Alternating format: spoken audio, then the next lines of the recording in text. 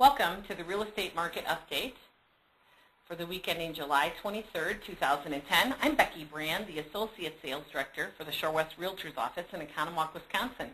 This week's Market Update report is titled, Chasing the Market Can Cost You Thousands of Dollars. Well, first of all, what do we mean by chasing the market?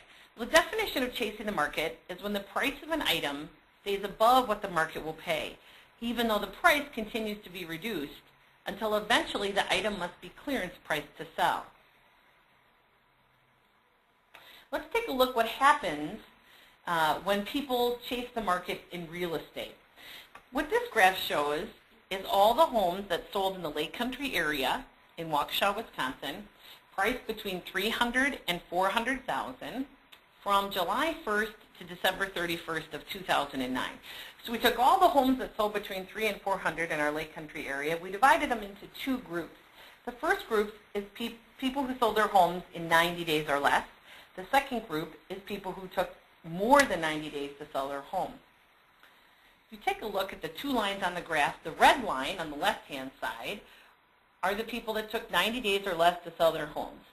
On average, the original list price was $375,170. On average, it took those sellers about 49 days to sell their home, and the average sold price was $351,585. Now let's take a look at the group that took more than 90 days to sell their home. The average original list price was $411,326, and the average sold price was a little over $340,000. But it took them, on average, 259 days on the market to sell their home. So those people who chased the market, who started higher, either hoping to get more for their home that maybe was a little bit realistic, or trying to give themselves some negotiation room, it took that average seller an additional 7 months to sell their home for actually $11,000 less than the seller that took a more realistic view of the market, did what they needed to do, priced their home appropriately, and sold it on average for $351,000. So what does this mean to us? Well, first of all, it's imperative to be realistic when it comes to pricing your home. Let's be honest, none of us want to sell our homes for less than they're worth. However, it's very important that we're realistic. How do we get that realistic price? Well, with your agent, you look at what's sold in the area that's like yours. You look at what's active. What is the buyer of your home looking at? What's your competition? You look at months of inventory. How many months of inventory are out there in your competing marketplace?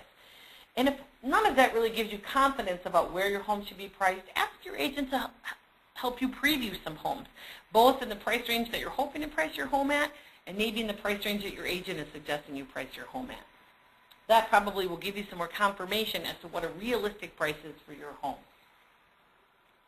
Secondly, once you've decided on that realistic price, if you're motivated to sell your home and you're willing to accept that certain price, please do not price your home for negotiation purposes or believe that the higher you price it, the higher a buyer will pay.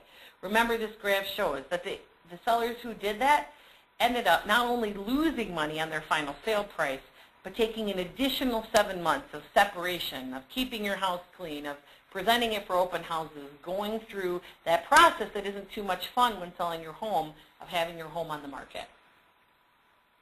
And they had to do that for an additional 7 months.